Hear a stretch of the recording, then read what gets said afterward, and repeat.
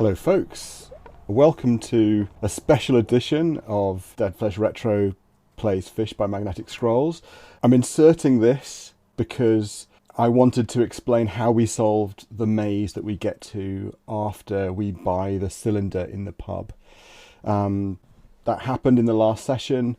We figured out that we could purchase the cylinder of gas, and as soon as we do so, it gets knocked out of our hands and picked up by one of the 7 deadly fins, and we're informed that they've hidden it in an interdimensional or in the dimensions, somewhere where we can't get it, but Playfair Panchax tells us that the Backroom Boys have created a new warp for us to go into that realm to see if we can locate the cylinder and retrieve it.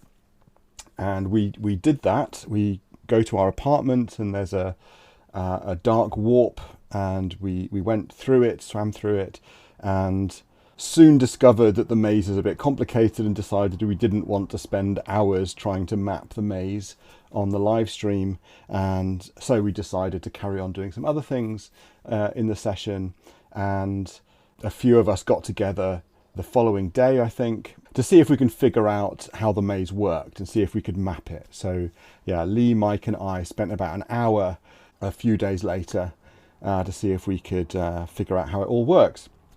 And so I wanted to explain that and let you know, first of all, that we have mapped or solved the maze, and that we do know how to retrieve the cylinder. We haven't done that yet. We've managed to get ourselves into the room that it's in, but we haven't picked it up or anything. So we're going to do that in the next session. The rules of the maze are, when we first arrive, that the cylinder is in a room that only has one exit, and that exit is up. So there are no other exits apart from an up exit. We also, when we arrived there, immediately, suggested that we should drop items to see if that would make it easier to map. If all the locations are the same, so the description is the same. Sometimes if you drop an item, you can kind of identify which room you're in by what the item that's in it, if the description is all the same. But we decided we didn't need to do that because it was quickly apparent that each location has a unique set of exits, right? So every room had a different set of exits, and you could tell which room you were in by which exits it had, and that's what we decided we were going to use to identify the rooms. Also, of course, if there are more rooms than you have objects, it makes it quite difficult to map. So that seemed like a better way of doing it. It turned out that was a mistake, but we'll get to that later on. We also assumed that because the room with the cylinder only had one exit and that exit was up, that we needed to find a down somewhere that would take us into that room. So we were looking for down exits. That also turned out not to be true. I'm going to go into the maze. We're in the save game here where we're in our apartment. So we can swim through the dark warp into the maze. It says you slip through the dark warp into the whirling dimensions. It's a strange place, Agent 10 says to Playfair's voice in the back of your brain. Those fins have twisted the dimensions into some kind of labyrinth, but it isn't normal. The Backroom Boys are busy trying to figure it out. All they can tell me is that the fins have hidden the cylinder in a place where the only way out is up, and that if you're left in a room with no exits, you'll be stuck there until we can get you out, which may well be too late to save Hydropolis. You'll have to watch your step, Agent 10. We don't want to lose you, old boy. Good luck, Panchax out. Okay, so there's also a possibility of getting stuck in a room that has no exits at all. And then here we are in the first room. It says, in the dimensions, a lesser being would have no idea what's going on here. Their brains would probably get lightly scrambled, if not completely fizzled out. But for a highly trained interdimensional espionage operative who has spent half his life traveling through the dimensions, exits are easy to spot. Exits lead northeast, east, southeast, south, southwest, west, and up. Okay, so we started mapping it. Mapping was a nightmare, frankly. It was really hard to map. we could never get to a location and then return to the location that we were at before. So we were mapping rooms and noting down what the combination of exits were for each of the rooms. And yeah, it was very difficult. We ended up with just a bunch of rooms all over the map and just spaghetti connections all over the place. None of them matched up. Like if you went north and then if you could go south, went south, you wouldn't end up where you started. But we did notice a few things. There were a few things that eventually started standing out to us. First of all, we couldn't find a single down. There were loads of ups, as there is here in the room that we're in at the moment, but there was like no downs. We never saw a down, which was a bit odd. We also realized that up seemed to alternate. Like if we were in a room with an up and we went to another room, it wouldn't have an up. And if we then went to another room, it would have an up, right? So it was like the ups were alternating, or as if every location without an up was surrounded by rooms that had an up, right? And equally, every room with an up was surrounded by rooms that didn't have an up. It's really odd. We also realized when we restarted the maze a few times, we'd always go back in a different room. Our starting room would just be scrambled. So we couldn't even join our maps up, right? We were mapping little bits of it, and then we'd kind of go out and come back in, and we'd be somewhere else, and we couldn't get them to connect up.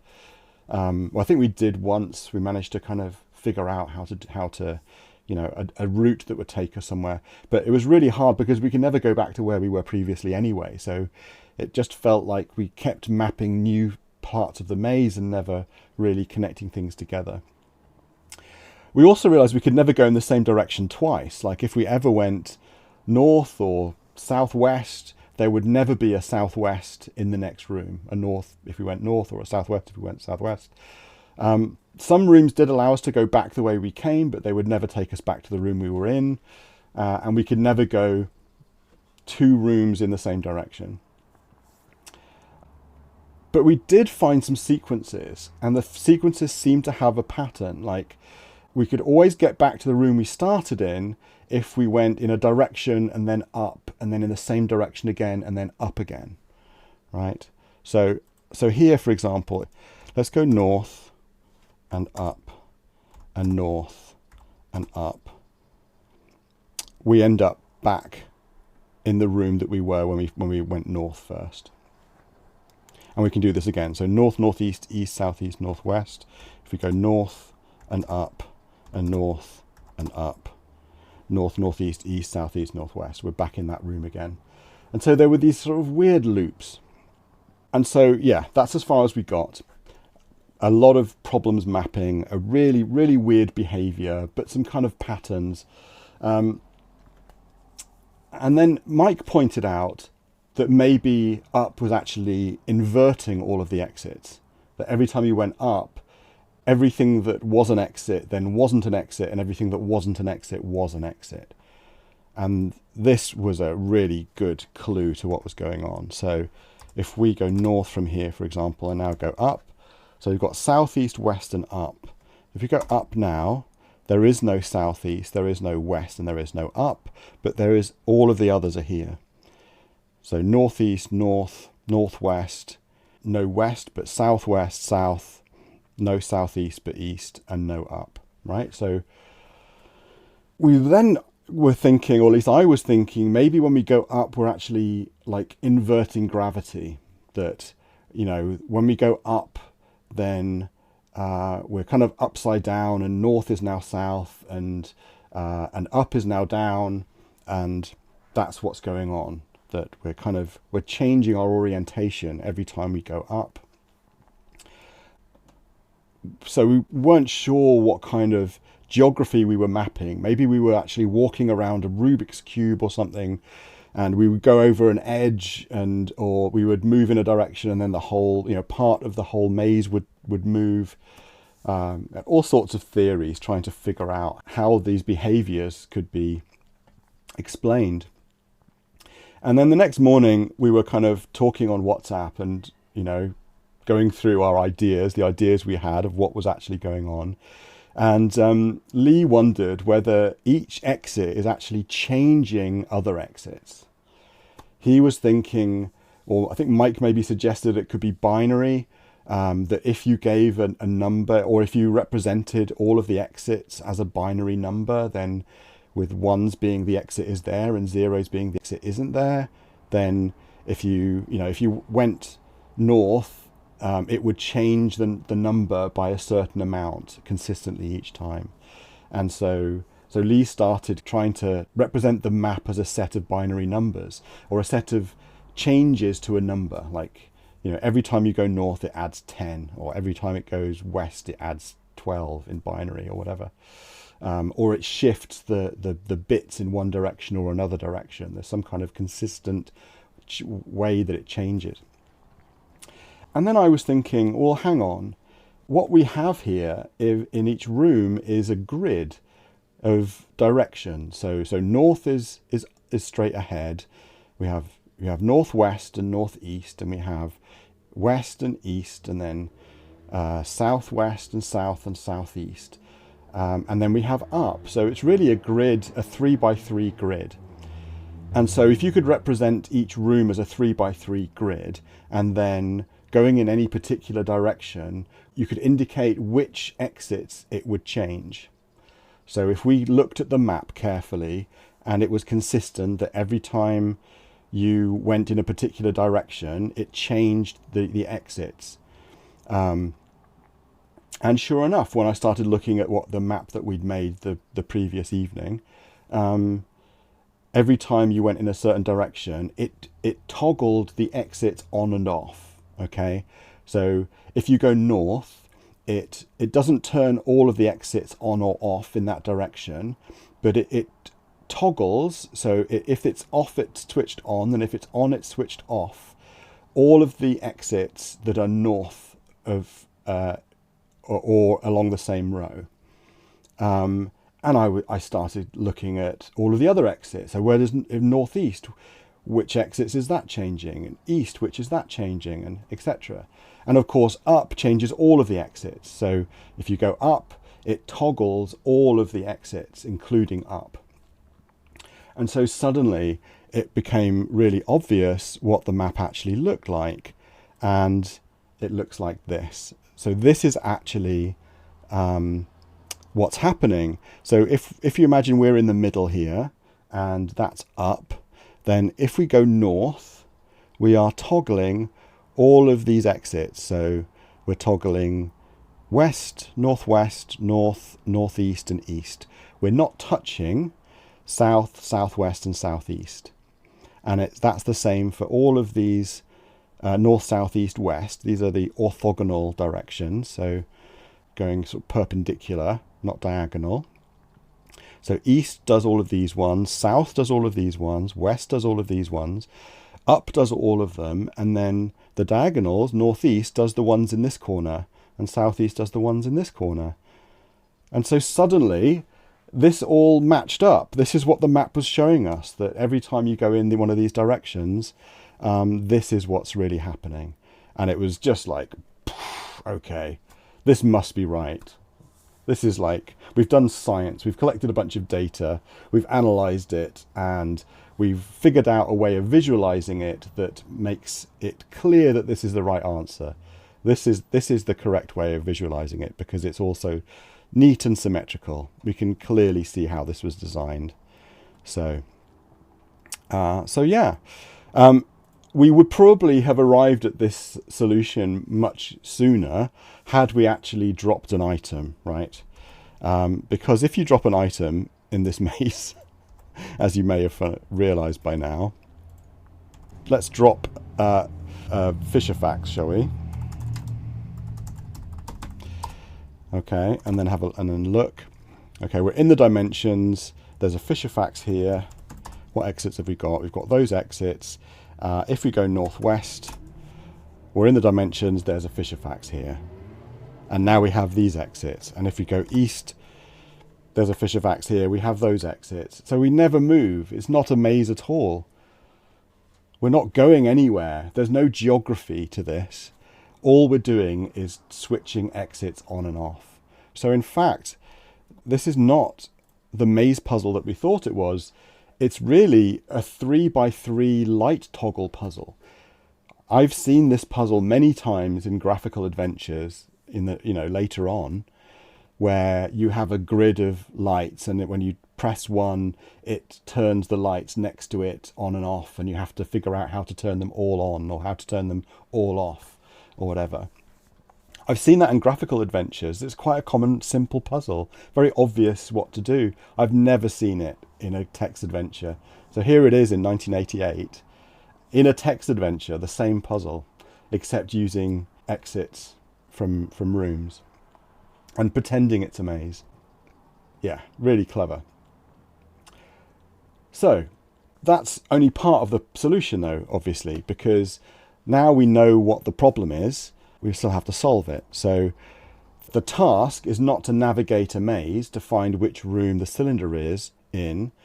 The task is to turn all of the exits off apart from up using our key. I then spent an hour or so pretty much just staring at our map, trying to figure out how these interact and what sequences we might need to do in order to specifically switch off certain exits without affecting the rest of all the other exits, right? There's a bit like a Rubik's Cube. Like, how do you move a square without affecting all the other squares? And so that's what I did. And I just looked at this, and it suddenly occurred to me. I looked at northeast, south, and west first. And you'll actually see that I kind of solved it in the reverse order for what you need to do, but I'll get to that in a sec. So if you look at, say, east, if we go east, you toggle all of these here. And if you then go northeast and then southeast, what happens is these two up here, so north and northeast, get toggled twice.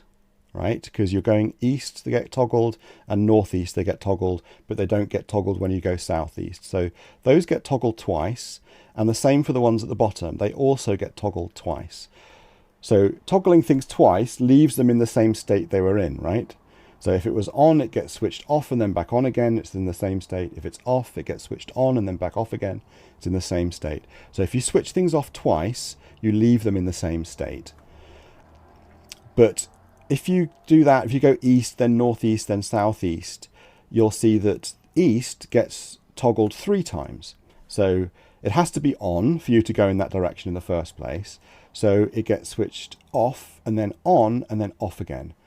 So we've switched east off without affecting these other exits. But up also gets switched on and off, okay? But I'm not worried about up. Initially, I'm only worried about everything around it, apart from up. So if we take up out of our thinking, and we go east, and then northeast, and then southeast, we manage to switch east off without affecting anything else, which is good. So that means that we now know how to switch off all of those orthogonal directions. So if I want to switch north off, I can go north, northwest, northeast. And now north is no longer switched on. But of course, we're still messing around with up, and we're not solving the diagonals. So I then looked at the diagonals, and if we go in any diagonal direction, we switch that diagonal direction off. And we also toggle the orthogonal directions next to it and up as well. But we're not worried about up.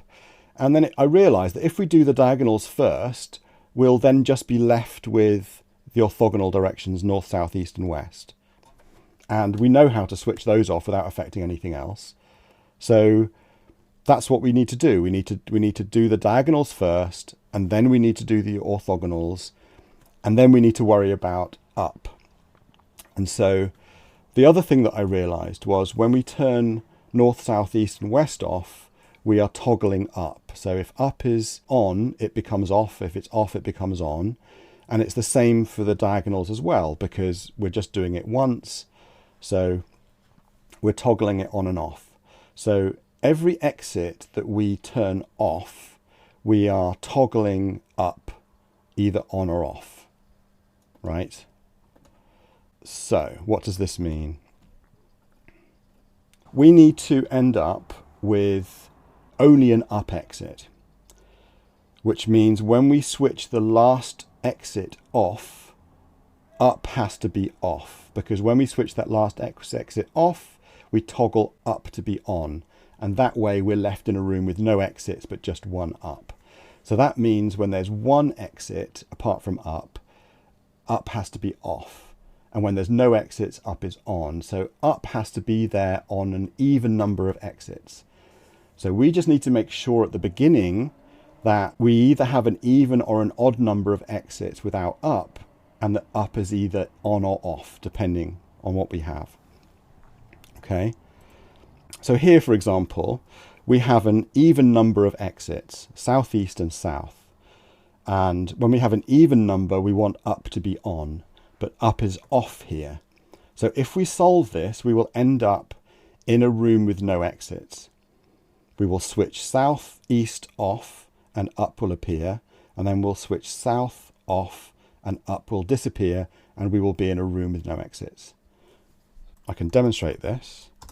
I go southeast, we end up with east and up. So I go east, northeast, southeast, and boom, we get this end game where we're lost in the dimensions with no exits. Well, I warned you, Agent 10 says to play fair. You walked right into the finned trap. Just sit tight and we'll see what we can do. Panchaks out. You sit down and twiddle your thumbs until your thumbs begin to ache. So you stop. When they've had a rest, you start again, but it does get a trifle tedious, so you stop again. At 4 o'clock, the room starts shaking. Cracks appear in the wall. The dimensions are splitting. Abruptly, everything starts heading towards a certain point, accompanied by a grotesque sucking noise. Before you have time to react, you're surrounded by a blinding white light, which rapidly expands to engulf the whole of Hydropolis. And we end up back in the goldfish bowl of death at the end of the game. So that's what happens if we're not in sync with ups. So let's just restore and swim through the dark warp. And we'll see what exits we get. So north, south, northwest, and up. So here we have, again, we have 3 non-up exits, and we have up on. So we want up to be off with an odd number of exits and on with an even number of exits. So all we need to do is go up. We need to kind of invert the board, and that puts us in sync. I could explain why this is. You can work it out mathematically, but it will work. So if we're in this situation where we're out of sync with up, we just need to go up once.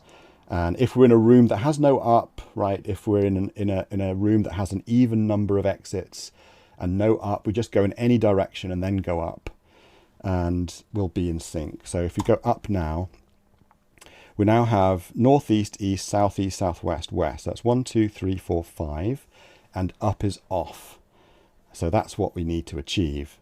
So now we can just turn the exits off systematically. So we can go northeast to turn northeast off.